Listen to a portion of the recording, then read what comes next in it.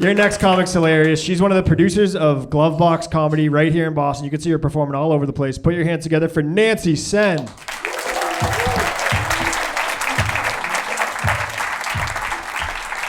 Hey, everybody, give it up your host, Jay Martin. It is such a pleasure to be here, and I never thought I would get to perform with my favorite movie star, Maui from Moana. Damian Speranza just killing it out here. I love it. All right. I run half marathons because it turns out my high school boyfriend was right. I just will not go all the way. I'm always working hard. I'm always trying to set a new PR, but I don't know. It seems like no matter how hard I work, I just cannot outpace my mother's judgment, you guys. It is haunting. Probably because she's dead. That's okay. She was a great lady. She was an amazing woman, but her grandkids are a real handful. And speaking as an only child, I am, of course, talking about my own children. But when they're mean to me, I like to call them her grandkids, like just give that generational trauma, a little generational drama, like have a little fun, keep it whimsical. I have 2 little boys, and the other day I took them to the pool, and my 8-year-old turned to me, and he was like, "Mommy, you look like a teenager today." I was like, "Oh my God, thank you so much." And then he said, "Yeah, it's because you're short and you have a lot of pimples." Like, oh. You broke my twat, now you gotta break my heart, man? What are we doing? Jesus Christ. That is, of course, ridiculous. He didn't break my twat. I had him by C-section. He broke my fupa.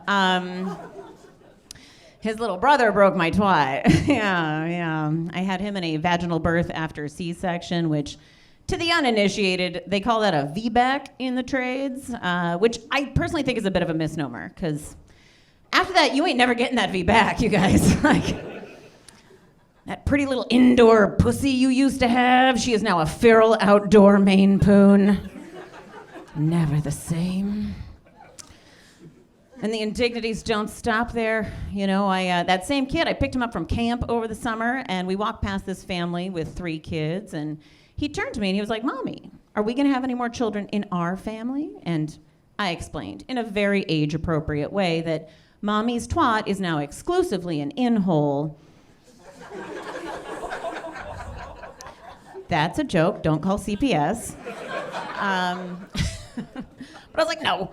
And he turned to me and he was like, "Oh," with real sympathy in his eyes. He goes, "Oh, is that because your boobs are too old?" No, sir. And then he said, "Then why do they look broken?"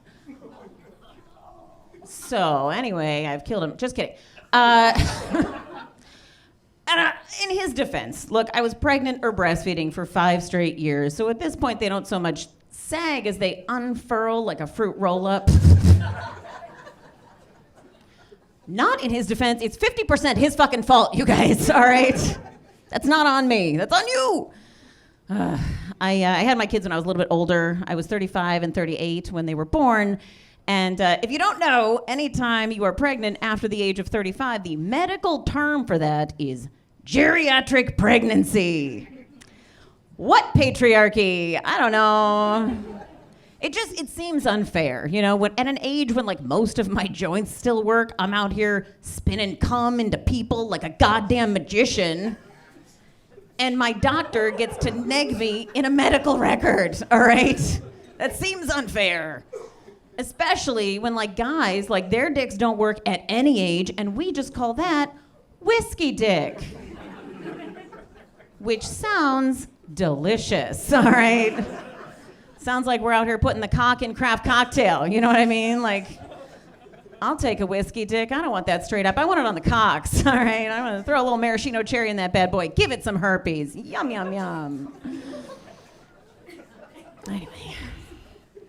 It's been a weird year, but I feel like our country is finally starting to heal now that we can come together over the murder of the United Healthcare CEO. It's been so wild out here, and there have been a couple people in the media, like coming to this man's defense and saying stuff like, He is a son and he is a father. Important to note, they're not saying good son or good father. Like, literally all they're saying is at some point he came out of a woman and at some point he came into a woman. All right? Like, that's not the flex you might want it to be for a grifter stealing people's money and then murdering them. I don't know. But he did do one thing for us. He gave us Luigi Mangione. I mean, not all heroes wear capes, but that one has the abs for spandex, all right? Like, I'd give him an Italian job any day, you know what I mean? Can visit my Altoona.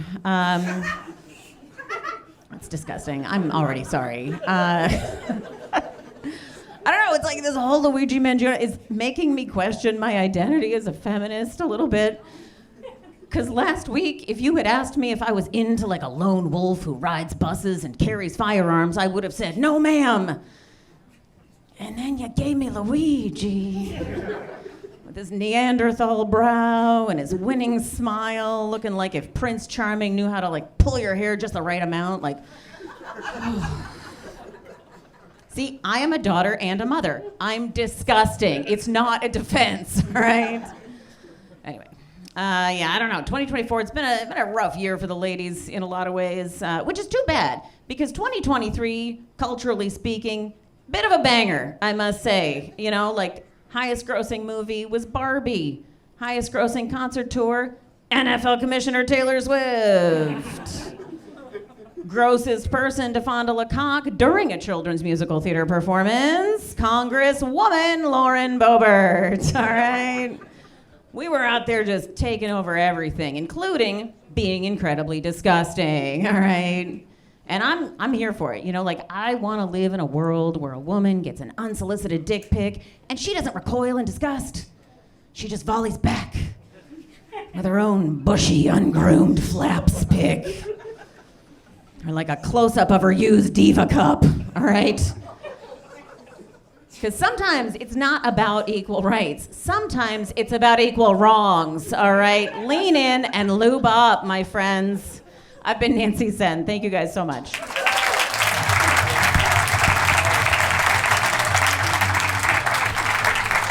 Guys, keep it going for Nancy.